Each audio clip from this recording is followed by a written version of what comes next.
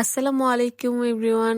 এই মালবেরি চারাটা কিভাবে আপনারা কাটিং থেকে খুব সহজে তৈরি করতে পারবেন তা আপনাদের সাথে শেয়ার করব আজকে আমি। তো আমি একটা বড় ডাল থেকে আমি একটা ছুরি আর সাথে নিয়েছি অ্যালোভেরা নিয়েছি, কারণ এগুলো আমার খুবই প্রয়োজন লাগবে এখনই। তো আপনাদের সাথে শেয়ার করবো এখন কিভাবে শুরু করবেন। প্রথমে একটা ডাল নেবেন যেটার সাইজ হবে মোটামুটি কলমের মতো মোটা এবং 12 ইঞ্চি করে কেটে নেবেন।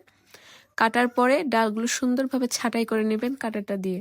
এমনভাবে ছাঁটাই করবেন যাতে খুব সুন্দরভাবে এগুলো থেকে ডাল ছড়াতে পারে।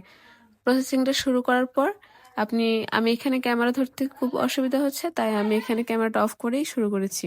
তো ঠিক এইরকম করার পর এইখানে আমরা গুঁড়ার অংশটা সুন্দরভাবে গুল করে ছাঁটাই করে দেব। খুব সুন্দরভাবে ছাঁটাই করব। এইভাবে কিভাবে ছাঁটাই করবেন আমি পুরো ভিডিওতে দেখিয়ে দিচ্ছি।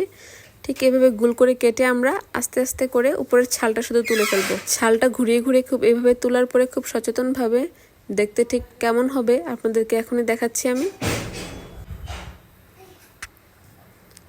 আমার কাজ শেষ। ঠিক এইরকম হবে ছালটা। তো অ্যালোভেরা জেলটা আমি আরও ভালোভাবে খুলে নিলাম। এবার মাটির প্রসেসিংয়ের পালা। মাটিগুলো আমি খুব সুন্দর করে ঝরঝরা করে সাথে জৈব সার অ্যাড করেছি এবং গোবর অ্যাড করেছি, শুকনো গোবর।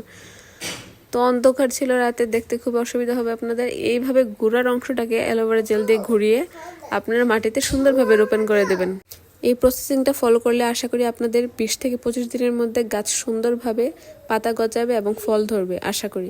তো নেক্সট ভিডিওতে আমি আপনাদের দেখাবো 20 থেকে 25 দিন পর আমার গাছের লুকটা ঠিক কিরকম হয়েছে। তো আশা করি আপনারা ভালো থাকবেন। আল্লাহ হাফেজ সবাই।